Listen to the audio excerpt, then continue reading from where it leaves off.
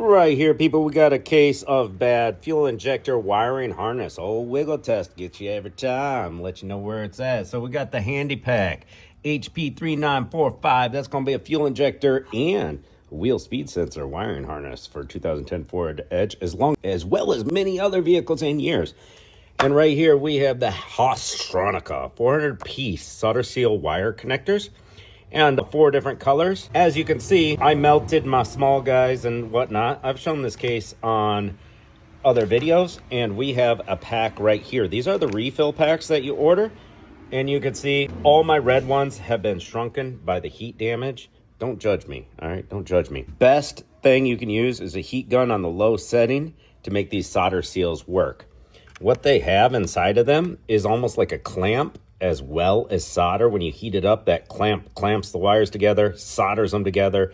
The coloring on each different size is the water seal, as well as shrink tubing, all in one. This is the only brand I use. I've been using them for years, and never has one failed me, even using them in engine compartments. Let's roll. Red wire on this harness is fatter than the black wire.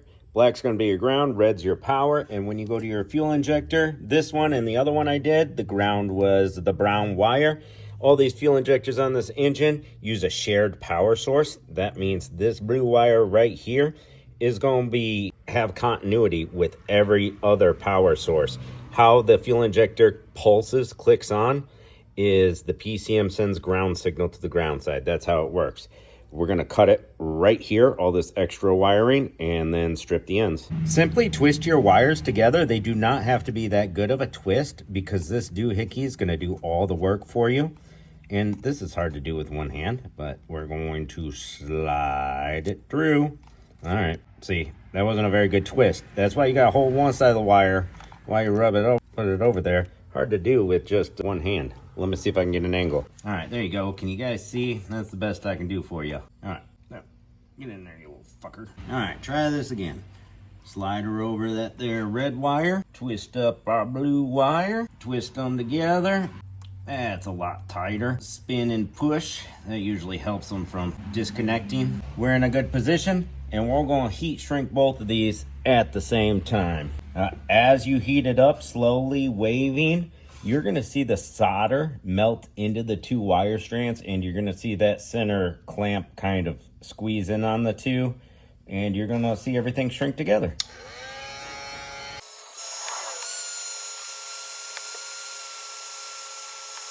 Now that they got a solid foot holding on each other and starting to melt, I'm going to give it a little flip over so I can hit the back side as well.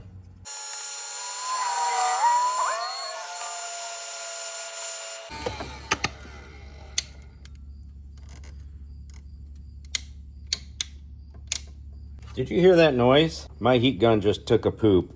You know why? I may or may not have ran it over today. I've had this puppy for about 10 years. It's been a great heat gun I got from Menards. Dual temperature heat gun by Win. It's awesome.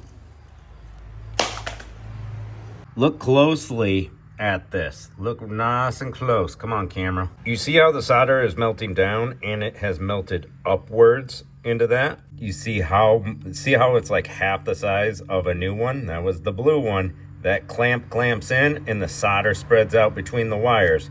Little more heat on this one if my heat gun didn't just take a poop.